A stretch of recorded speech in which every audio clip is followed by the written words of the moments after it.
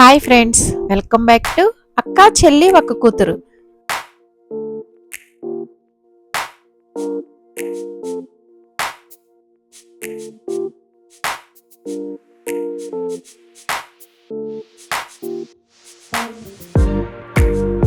ఈ కొండను చూడగానే అందరికీ అరుణాచలం గుర్తుకొచ్చింది కదండి. కానీ ఇది అరుణాచలం కాదండి, కొండ పర్వలోని మల్లయ్య స్వామి గట్టండి. ఈ కొండ మీద కూడా శివయ్యేనండి ఉండేది. మీరు జాగ్రత్తగా కనిపిస్తే కొండ మీద చిన్న గుడిలా కనిపిస్తుంది కదండి, మనం వెళ్ళేది ఆ గుడి దగ్గరికే అనమాట. కొండ మీదకి వెళ్ళాలంటే అన్ని మెట్లు ఉంటాయండి. ఆ మెట్లు ఎక్కి కొండ మీదకి వెళ్ళి శివయ్యని దర్శించుకుందామా? పదండి. వెళ్తూ మల్లయ్య స్వామి గట్టు గురించి కొన్ని విషయాలు మాట్లాడుకుందామా అండి. ఈ గట్టు నూజివీడు నుండి 15 కిలోమీటర్ల దూరంలో ఉంటుందండి. అదే విష్ణుపేట నుండి అయితే 9 కిలోమీటర్ల దూరంలో ఉంటుందన్నమాట. ఇక్కడ శివయ్య మల్లేశ్వర స్వామిగా పూజలు అందుకుంటున్నారండి. మనం కొండపైకి వెళ్ళిపోదామా? మనం కొండ మీదకి వెళ్ళాలంటే మెట్లు అని చెప్పాను కదా, ఇక్కడ నుండి మెట్లు మార్గం స్టార్ట్ అవుతుందండి. ఇలాగా మెట్లెక్కి మనం కొండ మీదకి వెళ్తాం అనమాట. ఇలా నెట్ట నిలువుగా ఉంటాయండి మెట్లు. మెట్లు ఎక్కేటప్పుడు కొంచెం కష్టపడాల్సి వస్తుంది. ఎందుకంటేనండి మెట్లు నెట్ట నిలువుగా ఉన్నట్టు ఉంటాయండి. అందుకే ఈ కొండ ఎక్కేటప్పుడు వాటర్ బాటిల్ మన పక్కన ఉంచుకోవడం కూడా చాలా మంచిదండి. ఈ చుట్టుపక్కల గ్రామాలందరూ ఈ శివయ్యని భక్తితో కొలుస్తారండి. ఇక్కడికి వచ్చి కోరుకుంటే ఏ కోరికలైనా తీరుతాయని భక్తుల నమ్మకం అనమాట. అంతేకాకుండా మెట్లు పూజ కూడా చేసుకుంటూ వస్తారండి. ప్రతి మెట్టుకి పసుపు కుంకుమ బొట్లు పెట్టుకుంటూ పైకి వచ్చి శివయ్యని దర్శించుకుంటారనమాట. కొండమైకి వచ్చాను చూసారా, అప్పుడే సూర్యాస్తమం జరుగుతుంది కదా. సూర్యుడు ఎంత అందంగా ఉన్నాడో కదండి. కొండపై నుండి చూస్తే చుట్టూతా పంట పొలాలు, మీకు ఇప్పుడు మంచులా కనిపిస్తుందంతా మేఘాలండి. ఇప్పుడు మీరు చూస్తున్నది గుడండి.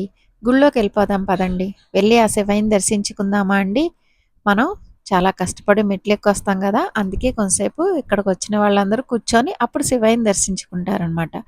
ఇప్పుడు ధ్వజస్తంభం దగ్గర కూడా అందరూ దండం పెట్టుకొని గుడి చుట్టూతో ప్రదక్షిణ చేసి నందికి దండం పెట్టుకొని అప్పుడు ఆ శివయ్య దర్శనానికి వెళ్తారు కదండి. పదండి మనము ఆ శివయ్యని దర్శించుకుందాం. నాతో పాటు మీరు కూడా ఆ శివయ్యని దర్శించుకోండి. అందరికీ ఆ శివయ్య అనుగ్రహం ఉండాలని మనస్ఫూర్తిగా కోరుకుంటున్నానండి. పైన కొండ మీద ఉన్న స్వామి మల్లయ్య స్వామిగా పూజలు అందుకుంటారండి. అందుకే ఈ గట్టుకి మల్లయ్య స్వామి గట్టు అని పేరు వచ్చిందనమాట. ఒక్క శివరాత్రి రోజునే ఎన్ని వేల మంది భక్తులు ఇక్కడ ఈ స్వామిని దర్శించుకుంటారండి. శివరాత్రికి 3 రోజు తిరునాళ్ళు జరుపుతారనమాట. ఇప్పుడు మనం వచ్చిన మెట్ల మార్గం వచ్చే భక్తులతో కిందకి దిగే భక్తులతో అస్సలు ఖాళీ ఉండదండి. ఇప్పుడు మీరు చూస్తున్నదే మెట్లు మార్గం లైటింగ్లో శివరాత్రి రోజున అనమాట.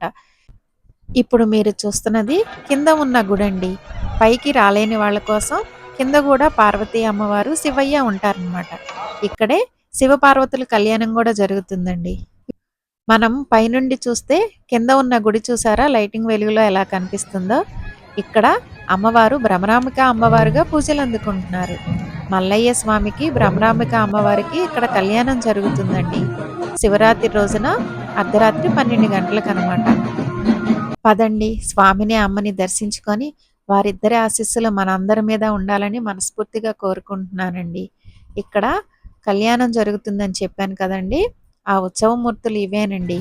ఈ ఉత్సవమూర్తులకే కళ్యాణం జరిపిస్తారనమాట.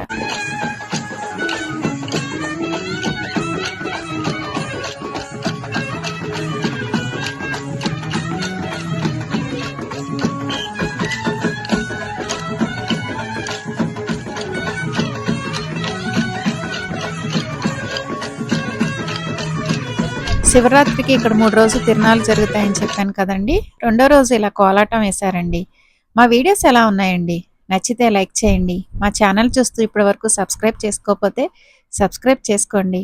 మీకు వీలుంటే ఈ శివాలయాన్ని ఒకసారి దర్శించండి. Thanks for watching.